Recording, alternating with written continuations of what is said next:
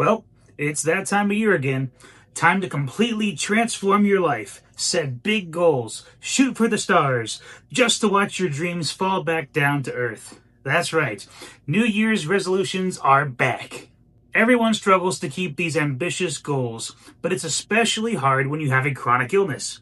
So, in today's video, we are going to discuss how to set extremely realistic resolutions when you have that chronic illness. But first, please welcome back to Fitness with an Illness. My name is Ryan, and here on this channel, we like to discuss navigating a chronic illness and pursuing better health so that eventually we can overcome that chronic illness. If that sounds interesting to you, I would greatly appreciate it if you consider subscribing and liking this video. It greatly helps out the channel, and that way you can stay up to date on all things chronic illness and health related. Thank you very much. Now, back to the video. The new year always feels like the perfect time to refocus yourself and accomplish those goals you've had on the back of your list for a long time. Start that diet you've been talking about. Go for a walk every day. Begin writing that book you've always wanted to, and whatever great goals you have in mind. But more often than not, when people set these big and ambitious goals for themselves, they tend to just fall off of their plans after only a few weeks. According to an Ohio State study, 23% of people quit their New Year's resolutions within the first week of starting, and 43% give up by the end of January. And it is estimated that only about 9% of people who start a resolution maintain it throughout the year. So why is it that so few people are able to stay committed to their resolutions? The biggest reason, in my opinion, is that when people make a resolution, they tend to make these massive life-altering goals and these changes they want to see in their life that are completely unsustainable, and they easily fall off within a matter of weeks because the goal was too big.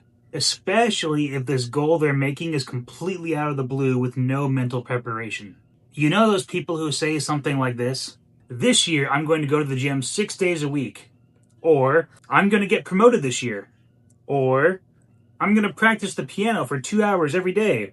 You know, those very reasonable goals.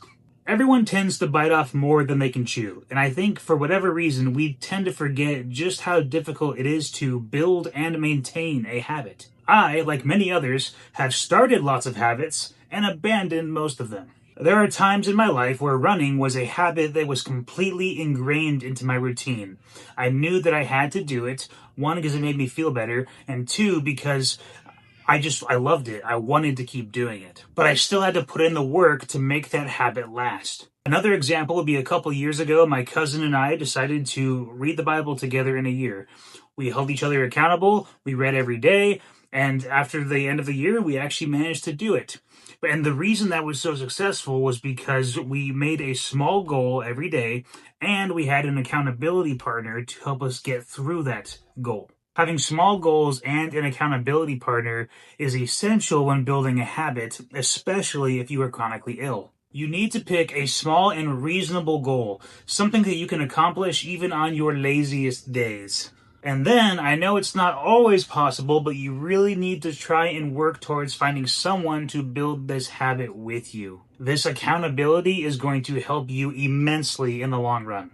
To anyone who has gone to the gym with a buddy, you know that having that extra moral support, as well as the extra little kick in your rear end, will go a long ways in helping you maintain your habit, as well as push yourself to new heights when you're ready.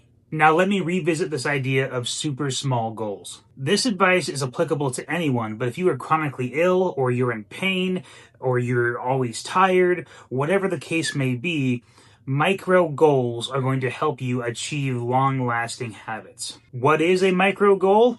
Well, to me, a micro goal is a habit that is so small, it's laughable. A goal so small that if you told anybody else, they would either laugh at you or they would think that you're not taking your habit very serious at all. But that's the point. Starting with a goal that is so small that you absolutely have to finish it because it'd be ridiculous not to. So for example, back when I was healthy, I used to be able to hop down and do 20 to 30 push-ups with relative ease. I often tried to shoot for doing 100 push-ups a day to varying degrees of success. And so now, mentally, I still think I should be able to hop down and do 30 push-ups no problem, but I can't. The reality is that right now with my health, even 3 to 5 push-ups would be a challenge for me. My body has simply taken a beating over the course of the last 3 years of chronic fatigue, and it's a lot weaker than it used to be. I'm really at a point where a reasonable micro goal for myself would be to do one push-up every single day. And I think this is probably the goal that I'm going to start for my new year. Even though I'm not really a resolution guy, I just figured, why not? We'll go for it. And yes, one push-up a day sounds like a joke. Everyone knows one push-up a day is not going to build muscle. It's not going to help you lose weight. It is so laughably small that it's almost like, why would you even do it? But that's the point. When you are chronically ill, you have to start with goals that are so ridiculously small and attainable that you can't help but complete them. How silly would it be if I go to bed and I don't complete my one push-up? But here's the difficult part.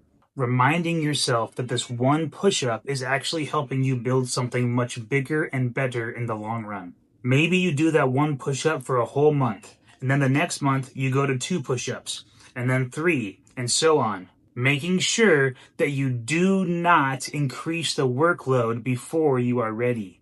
You gotta pace yourself and make sure that your habit has actually been built and sustained. I believe they typically say it takes about 28 days to build a habit. So you have to give yourself time to be able to work up to the habit where you know that this is a routine and this is something that I do every day. And this mindset can apply to far more than just push-ups. If you want to start a diet, maybe don't start by radically changing everything. Maybe start by committing to eating a healthy breakfast every day for 3 months. Just breakfast. Start with something much more attainable rather than a super expensive diet that you know you're going to fall off of in 2 weeks because it's completely unsustainable. If you're writing a book, write 100 words a day. If you're learning a new skill, practice for 5 minutes a day. If you want to start reading to help your brain, then read 2 pages every night before bed. Just start small. Now, there are absolutely times in your life where you will have to make big and drastic changes to your life. We've all seen those stories of someone whose health was in complete decline, they were incredibly overweight, and they make this life-changing commitment that over the course of a year, they're going to lose like 100 pounds. And they stick to it and they pull it off. And those are fantastic stories, and those should inspire all of us. And if you can accomplish a goal like that, then man, more power to you. But I think for the average person, making these drastic lifestyle goals is very difficult if you don't have some kind of big catalyst pushing you towards that goal. And not only that, but some of us are simply in very unique situations where maybe our energy is low or we have health issues. Maybe you're a parent or you're just in a very busy season of life. There are certain times in your life where it is not realistic to force yourself to try and commit to something that you know you can't sustain.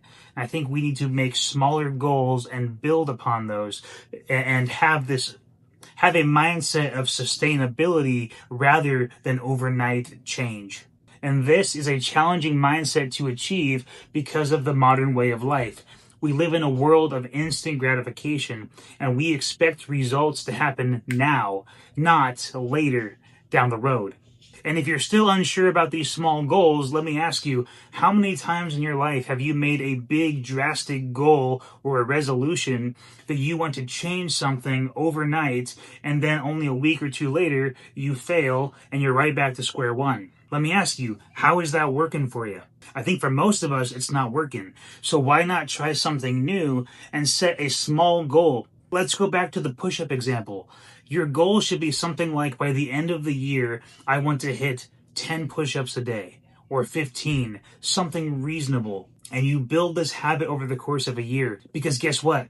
Even with those 10 to 15 push-ups, doing them every day over the course of a year, your body is still going to be in a better position then than it is now.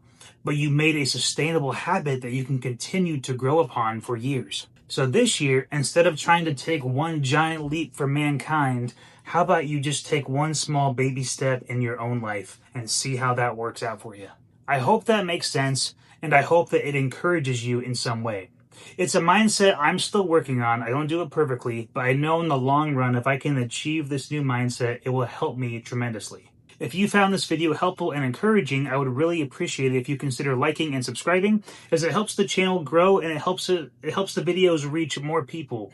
There are so many people in the world who are struggling with chronic illness and need some encouragement and someone to help point them in the right direction. I'm not saying I do that perfectly, but I am trying to help people who are chronically ill.